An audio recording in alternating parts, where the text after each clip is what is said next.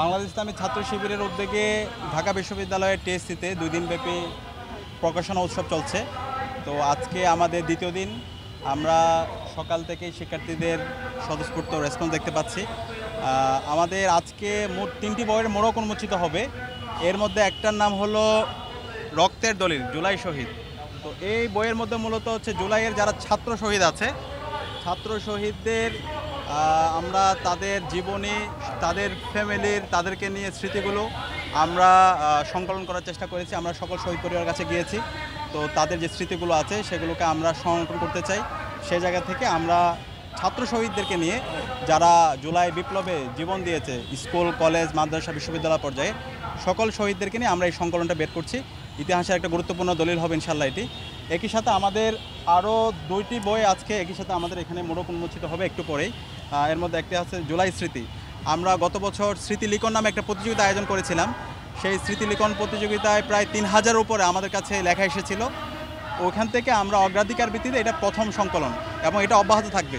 সারা দেশের প্রত্যেকটা জায়গা থেকে আমাদের কাছে লেখা এসেছে এবং এখানে যারা আন্দোলন নেতৃত্ব দিয়েছে, পাশাপাশি শহীদ পরিবারের থেকে লেখা এসেছে, তাদের স্মৃতি নিয়ে, যারা শহীদ হয়েছে তাদের বন্ধুদের যে স্মৃতিগুলো আছে তাদেরকে নিয়ে সেগুলো এসেছে এবং নতুন বাংলাদেশের স্বপ্ন, প্রত্যাশা, আকাঙ্ক্ষা সেটা নিয়ে আমাদের কাছে লেখা এসেছে।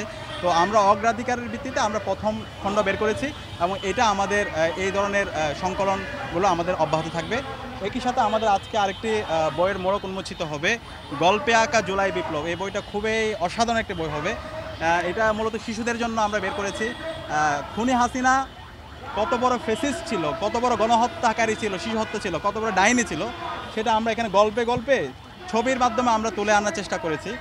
এখানে প্রত্যেকটা পেজে পেজেই খুনি হাসিনার তার দানব আকৃতি, তার যে ফেসিবাদের সে যেভাবে ফেসিস্ট হয়ে উঠেছিল, সে কীভাবে গণহত্যা এবং শিশু হত্যা করেছে, সে রিয়াগুবকে কীভাবে ব্যালকনিতে হত্যা করেছে, তাহমিদকে কীভাবে সে হত্যা করেছে, এভাবে শহীদ আনাস থেকে শুরু করে যত শিশু শহীদ আছে তাদেরকে কীভাবে হত্যা করেছে, এই সকল কথাগুলো আমরা গল্পে গল্পে এবং ছবির মাধ্যমে আমরা এখানে নিয়ে আসার চেষ্টা করেছি। এবং এই জুলাই বিপ্লবে আপনারা জানেন শিশুরাই রাজপথে নেমেছিল, জীবন দিয়েছিল এবং এই যে এতগুলো দেখার পরে তাদেরকে আবার আমরা হোমওয়ার্ক দিয়েছি এখানে, যে হচ্ছে যেগুলো সে দেখেছে সে কীভাবে সেটা আঁকবে, পোস্টারগুলো সে নিজের মতো করে আঁকা।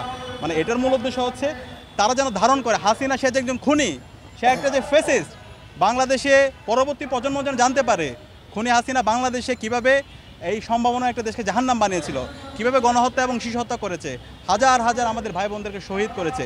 তো এই পরবর্তী জেনারেশনকে তাদেরকে জানানোর জন্য এবং খুনি হাসিনার বিরুদ্ধে তারা যেন সবসময় তাদের প্রতিবাদ প্রতিরোধ জারি রাখে, সেটার জন্য আমাদের এই শিশুদেরকে তাদের মধ্যে সেই চেতনা জাগ্রত করার জন্য আমাদের এই আয়োজন। তো আমরা আশা করব এই যে 3টে সংকলন বের হচ্ছে, এটা ইতিহাসের একটা গুরুত্বপূর্ণ দলিল হবে, শোকপাঠ্য হবে। আমরা সবাইকে অনুরোধ করবো এই সংকলনগুলো সংগ্রহ করার জন্য।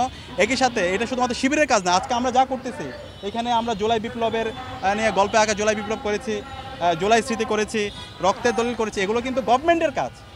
কিন্তু আমরা খুবই কষ্ট পাচ্ছি আজকে গভর্নমেন্ট, অন্তর্বর্তীকালীন সরকার যেভাবে জুলাইকে ধারণ করা দরকার সেভাবে তারা ধারণ করছে না। তারা কাজ করছে কিন্তু যেভাবে তাদের সুযোগ আছে সরকারের পক্ষ থেকে, সে জায়গায় তারা আমাদের কাছে মনে হচ্ছে সেভাবে তারা ধারণ করছে না। একই সাথে আমরা আজকে যাদের মাধ্যমে আজাদি পেয়েছি, আমাদের শহীদরা আজকে জীবন দেওয়ার মাধ্যমে আজকে আমরা নতুন বাংলাদেশ পেয়েছি।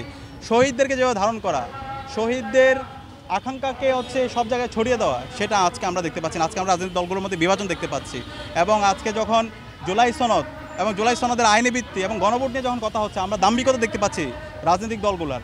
তাহলে এই জুলাই বিপ্লবে যে 2000 আমাদের ভাই বোন জীবন দিয়েছে, এত মানুষ যে তারা পঙ্গু হয়েছে, তারা কি শুধুমাত্র একটা ক্ষমতার পালাবদলের জন্য? এটা খুবই অপ্রত্যাশিত। তো যারা এই ধরনের কাজগুলো করছেন আপনারা ভুল করতেছেন। ইতিহাস থেকে শিক্ষা নিন।